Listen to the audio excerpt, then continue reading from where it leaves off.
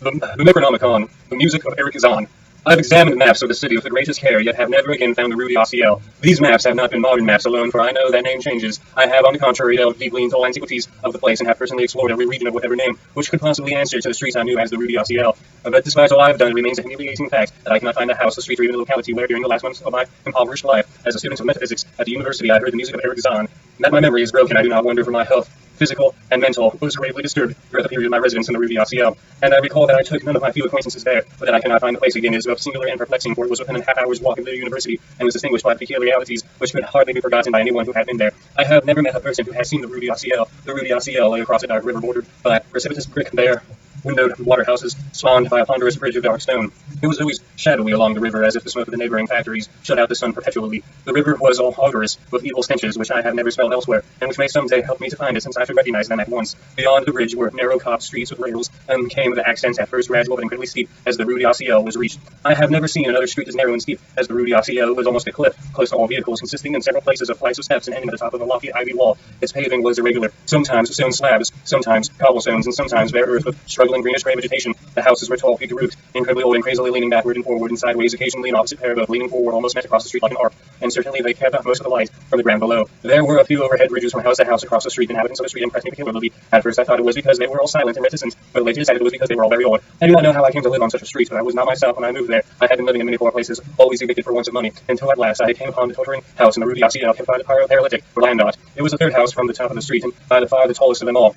My room was on the 5th story, the only inhabitant room there since the house was almost empty. On the night I arrived, I heard the strange music from the peaked garret overhead, and on the next day, asked old landot about it. He told me it was an old German viol player, a strange, dumb man who signed his name as Erich Zann, and who played evenings in cheap theater of orchestra, adding that Zann's desire to play in the night after his return from the theater was the reason he had chosen this lofty and isolated garret room, whose single gable window was the only point on the street which from one could look over the terminating wall at the declivity and paranormal beyond. Thereafter, I heard Zann every night, and although he kept me awake, I was haunted by the weirdness of his music. Knowing little about myself, I was yet certain that none of his harmonies had any relation to music I had heard before, and concluded that he was a composer of highly original genius. The longer I listened, the more I was fascinated, until after a week I resolved to make the old man's acquaintance. One night, as he was returning from his work, I intercepted Zann in the hallway and told him that I would like to know him and be with him when he played. He was a small, lean, bent person with shabby clothes, blue eyes, grotesque satyr-like face, and nearly bald head, and at my first words seemed both anger and frightened. My obvious friendliness, however, finally melted him and grudgingly motioned for me to follow him up the dark, creaking, and rickety attic stairs. His room, one of the only two in the steeply pitched garret, was the west side toward the high wall that formed the upper end of the street. Its size was very great and seemed the greater because of its extraordinary barrenness and neglect of the furniture. There was only a narrow iron bedstead, a dingy washstand, a small table, a large bookcase, an iron music rack, and 3 old-fashioned chairs. Sheets of music were piled in disorder about the floor. The walls were of bare boards and had probably never known plaster, whilst the abundance of dust and cobwebs made the place seem more deserted than inhabited. Evidently, Erich Zann's world of beauty lay in some far cosmos of imagination. Motioning me to sit down, the dumb man closed the door, turned to the large wooden bolt, and lighted a candle to augment the one he had brought with him. He now removed his vial from his moth-eaten covering, and taking it, seated for himself, and least uncomfortable of the chairs. He did not employ the music rack, but offering no choice and playing from memory, enchanted me for over an hour with strains I had never heard before, strains which must have been of his own devising. To describe their exact nature is impossible for one unversed in music. There were a kind of few, with recurrent passages of the most captivating quality, but to me were notable for the absence of any of those weird notes I had overheard from my room below on other occasions. Those hunting notes I remembered and had often hummed and whistled inaccurately to myself, so when the player at length laid down his bow, I asked him if he could render some of them. As I began my request, the wrinkled satyr-like face lost the bored placidity it had possessed during the playing, and it seemed to show the same curious mixture of anger and fright which I had noticed when the first accosted the old man. For moments I was inclined to use persuasion regarding rather lightly the wound's personality, and even tried to awaken my host to weirder mood by whistling a few of the strains to which I had listened the night before. But I did not pursue course for more than a moment, for when the dumb musician recognized the whistle there, his face grew suddenly distorted with an expression wholly beyond analysis, and his long, cold, bony right hand reached out to the top of my mouth and silenced a crude imitation. As he did this, he further demonstrated his eccentricity by casting a startled glance towards the lone curtained window, as if fearful of some intruder. A glance double absurd, since the garret stood high and inaccessible above all adjacent roofs, the window being the only point on the steep street, as the concierge had told me, from which one could see over the wall to summit. The old man's glance brought Landot's remark to my mind with absurd and capricious innocence. I felt a wish to look out over the wide and dizzying panorama of moonlit roofs and city lights beyond the hilltop, which, of all the dwellers in the Ruby Ossiel, only this crafty musician could see. I moved towards the window and would have drawn aside the nondescript curtains when he, with a frightened rage even greater than before, the dumb lodger was upon me again, this time motioning his head towards the door as the nervous strove to drag me thither with both hands. Now thoroughly disgusted with my host, I ordered him to release me and told him I would go at once. His flush relaxed as he saw my disgust and offense. His own anger seemed to subside. He tightened his relaxing grip, but this time in a friendly manner, forcing me into a chair, and with an appearance of wistfulness, crossing to the littered table, where he wrote many words with a pencil and the labored French of a foreigner. The note which he finally handed me was an appeal for tolerance and forgiveness. Zann said he was old, lonely, afflicted with strange fears and nervous disorders connected with his music and with other things. He had enjoyed my listening to his music, in which I would come again and not mind his eccentricities. But he could not play to another his weird harmonies, could not bear hearing from them another, nor could he bear having anything in his room touched by another. He had not known until all our hallway conversation that I could overhear his playing in my room, and now asked me if I would arrange with Landot to take a lower room where I could not hear him in the night. He wrote, defray the difference in rent. As I sat deciphering the execrable French, I felt more leaning towards the old man. He was a victim of physical and nervous suffering, as was I, and my metaphysical studies had taught me kindness. In the silence there came a slight sound from the window. The shutter must have rattled it in the night, when, for some reason, I started almost as violently as did Erich Zann. So when I had finished reading, I shook my host by the hand and departed as a friend. The next day, Blando gave me an expensive room on the third floor, between the apartments of an Asian moneylender and the room of a respectable upholsterer. There was no one on the fourth floor. It was not long before I found that Zann's eagerness for my company was not as great as it had seemed while he was persuading me to move down from the fifth story. He did not ask me to call on him, and when I did call, he appeared uneasy and played listlessly. This was always at night, and the day he slept and would admit to no one. My liking for him did not grow, though the attic room and the weird music seemed to hold an odd fascination for me. I had a curious desire to look out the window over the wall, down unseen silhouette of glittering roofs and spires which must lie outspread there.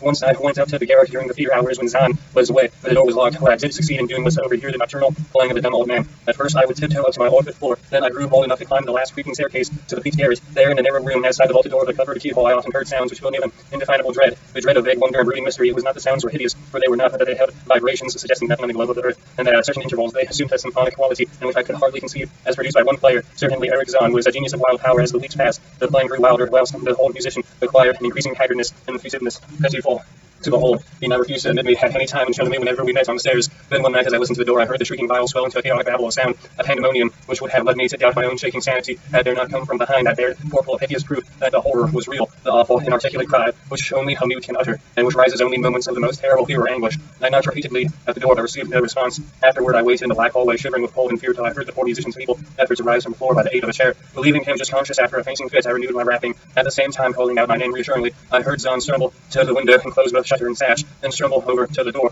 which he had alteringly unfastened to admit me. This time his delight at having me present was real, for his assorted face gleamed with relief while he clutched at my coat as a child clutches at its mother's skirts. Shaking pathetically, the old man forced me into a chair whilst he sank into another, besides which the violin bow lay carelessly on the floor. He sat for some time inactive, nodding oddly, but having a paradoxical suggestion of intense and frightened listening. Subsequently, he seemed to be satisfied, and crossing to a chair by the table, wrote a brief note, handed it to me, and returned to the table, where he began to write rapidly and incessantly. The note implored me in the name of mercy, for the sake of my own curiosity, to wait where I was while he prepared a full account in German of all the marvels and terrors which beset him. I waited, and the dumb man's pencil flew. It was perhaps an hour later, while I still waited, and while the old musician's feverishly written sheets still continued to pile up, and I saw Zann start as the hint of a horrible shock. Unmistakably, he was looking at the curtained window, listening shudderingly. Then I half fancied I heard a sound myself that was not a horrible sound, but rather an exquisitely low and infinitely distant musical note, suggesting a player in one of the neighboring houses or in some abode beyond a lofty wall, over which I had never been able to look upon. Zann, the effect was terrible, for dropping his pencil suddenly, he rose and seized his violin and commenced to rend the night of the wildest playing I had ever heard from his mouth, save when listening at the guarded door. It would be useless to describe the playing of Erich Zann on that dreadful night. It was more horrible than anything I had ever overheard, because I could now see the expression of his face and could realize at this time the motive was stark fear. He was trying to make noise to ward something off or drown something out. When I could not imagine, awesome though I felt it must be, the playing grew fantastic, delirious, and hysterical, yet kept into the last of the qualities of supreme genius, which I knew this strange old man possessed. I recognized the air. It was a Hungarian dance popular in the theaters, and I reflected for a moment that this was the first time I had ever heard Zann play the whole work of another composer. Louder and louder, wilder and wilder, mounted the shrieking and whining of that desperate viol. The player was dripping with an uncanny perspiration of desperateness and twisted like a monkey, always looking frantically at the curtained window. In his frenzied strains, I could almost see shadowy satyrs and bad canals dancing and whirling insanely through the seething abyss of clouds and smoke and lightning. And then I thought I heard a shriller, steadier note that was from the viol, calm, deliberate, purposeful, mocking note far from away in the west. At the conjecture and the juncture and the shutter began to rattle in the howling night wind which had sprung up outside as in answer to the mad playing within. Zann's screaming viol now outdid itself, emitting sounds I had never thought a viol could emit. The shutter rattled more loudly, unfastened, and commenced slamming against the window, and a glass rose shivering under the persistent impacts, and the chill wind rushed in, making the candles sputter, and rustling the sheets of paper on the table where Zann had begun to write out his horrible secret. I looked at Zann and saw that he was past conscious observation. His blue eyes were bulging glassily.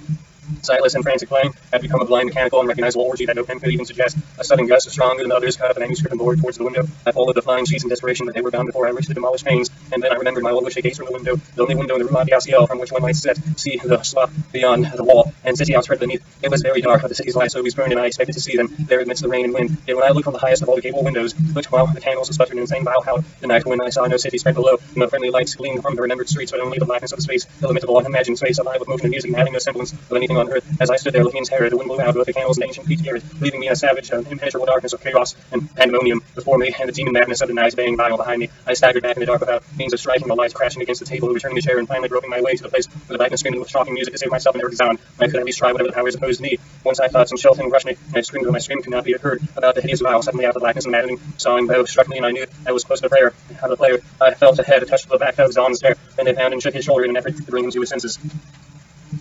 He did not respond, and still the vial shrieked on without slackening. I moved my hand to his hair. His mechanical nodding, I was able to stop and shouted in his ear, "We must both flee from the unknown things of the night." But he neither answered me nor abated the frenzy of his unutterable music, while all through the garret strange currents of wind seemed to dance in darkness and babble. And when my hand touched his ear, I shuddered through. I knew not why, till I felt the still face, eyes cold, stiff, and unreading face, his glassy eyes bulged uselessly into the void. And then by some miracle, finding the door in the large wooden bolt, I flung wildly away from that glassy-eyed thing in the dark, and from the ghoulish howling of that accursed vial, whose fury increased even as I plunged, leaping, floating, flying down those endless stairs, through the dark house, racing mindlessly out into the narrow, steep, ancient street of steps and tottering houses, clattering down steps and over cobbles to the lower streets of broader, healthier streets and ball bars. Who know all those are terrible impressions that linger with me, and I recall that there was no wind, that the moon was out, and that all the lights of the city twinkled. Despite my most careful searches and investigations, I have never since been able to find the Ruby Ossiel, but am not wholly sorry for either for this or for the lost and undreamable abysses of the closely written sheets, which alone could explain the music of Erich Zann.